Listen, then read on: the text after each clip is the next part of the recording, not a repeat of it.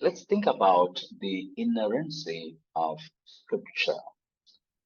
Are there any errors in the Bible? So already we have said enough, so I don't have to expound it longer, uh, because God cannot lie.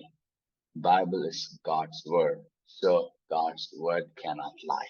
That's a simple argument, right? God cannot lie. Bible is God's word, so Bible cannot lie. Now, God cannot err, E-R-R. God cannot make an error. Bible is God's word, so Bible does not have error. Bible does not err, E-R-R. So that's the basic understanding. So let's think about some explanation and scriptural basis of what we mean by inerrancy. According to Wayne Grudem, he says inerrancy of scripture means that scripture in the original manuscripts does not affirm anything that is contrary to fact. Let me add, even the translation of the manuscripts also do not contain anything that is contrary to the fact. That is an inerrancy is all about. The definition in simple terms just means that the Bible always tells the truth concerning everything it talks about. So if Bible talks about marriage, it talks truth about marriage. There's no error when Bible talks about marriage. When Bible talks about creation, it talks the truthfulness. It is truth, whatever the Bible talks about creation. And when Bible talks about life after death, it is true and it is truth, whatever Bible talks about the life after death. So that is the meaning. There's no error. That's what inerrancy. And you cannot say that, oh, only in that area, Bible is error. Bible is wrong. Actually, in fact, you know what? There's no life after death, but Bible somehow kind of encourages to life after death in order to live kind of, to make sense to our sufferings and pain. So there's no resurrection, in fact, but however, let's live in a dream that one day we will be resurrected. So apart from that, Bible is okay, but only in the resurrection. No, that's not the point. The inerrancy means it is completely true, and there's no error whatsoever. Okay. Now, when we say that there's no error, this definition does not mean that the Bible tells us every fact there is to know about any one subject.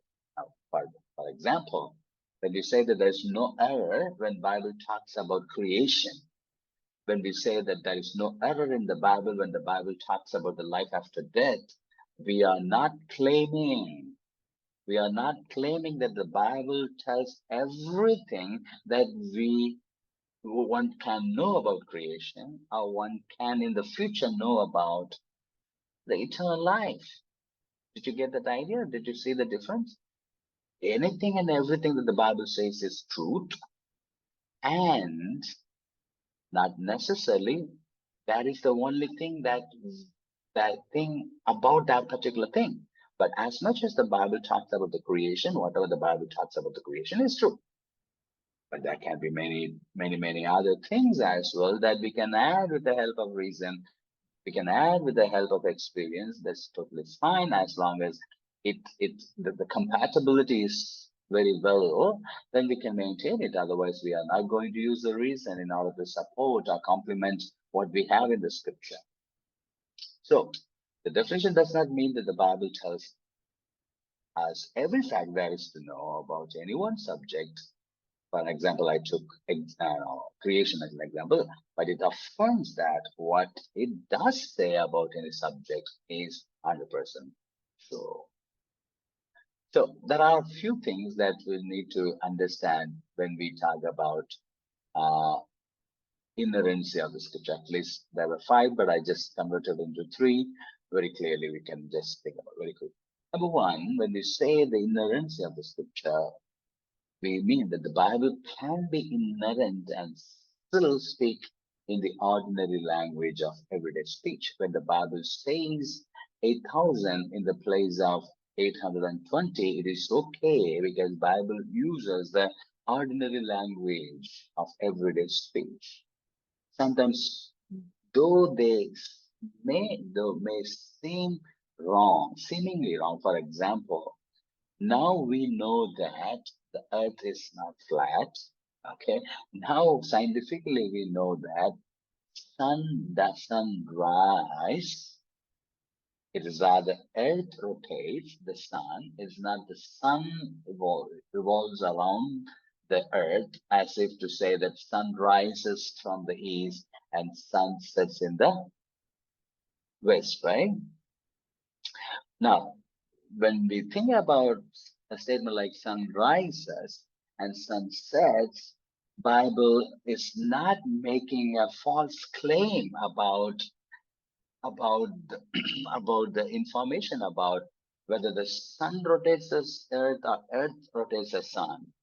It just uses the common ordinary way of speech of humanity, right? So that we need to keep in mind. Also, the Bible can be inerrant and still include loose or free quotations. In those days, quotation not necessarily meant word by word. The quotation is in India, Maukik Parambara, but it is transmitted from here to here. Okay, so ear to ear, right? It's the oral tradition, we call it. Maukik Parambara means oral tradition. So how they transmitted a message or a history from one generation to another generation by quoting roughly, not necessarily quoting word by word. So Bible uses that idea as well. So when you see contradiction between Old Testament and the New Testament, when you see some reality, kind of apparent descriptions, discrepancy or differences, like between actual reality and the record. Let's say that 430 people, 430 years and 400 years. When you see those discrepancies, or is that differences, all that you need to understand that Bible uses free quotation style in order to record some of the things. Number three, it is consistent with inerrancy to have unusual or uncommon grammatical constructions in the Bible. Sometimes in the scripture, theologians would say, or the biblical scholars would say, never ever Bible claims that it is perfect in the grammar or spelling. Okay, even in the original, let's say that. That's not the matter, because when you say CENTRE or CENTER, you mean the same word, don't you? You say center, right? Center. What's the spelling? If you are old school, you would use CENTRE. But if you're a new school, you would say that CENTER. So probably Moses would be writing CENTRE, probably Pharaoh might be writing CENTER. So in terms of, fluidity of the differences in grammar and spelling is also accommodated inside the writing of the scripture. And we need to keep in mind when we think about inerrancy. For example, I have given, what do you read? I can just read it. I teach theology at IPC Theological Seminary. But you got the point, right? But the spelling is wrong. The spelling of the teach is TEACH, but however, you got the point. It doesn't mean that imperfectness here. So all that we have to do, the issue with the doctrine of inerrancy is truthfulness in speech, not the accuracy in the grammar. Some current challenges to inerrancy, some people would say that the Bible is only authoritative for matters of faith and practice. We should not be thinking about, we should not take some of the information very seriously when it matters, when the scientific things are in discussion. As long as our discussion is revolves around faith and practice, we can use the scripture. But we cannot take the scientific statements or some of the other statements to be true, because that is not the purpose of the scripture. I'm talking about objection, okay? They would say, so only Bible is inerrant on the matters of faith and practice. Then we would have to we need to respond to this objection. No, because Bible clearly says all verses, every word is inspired, God breathes, right?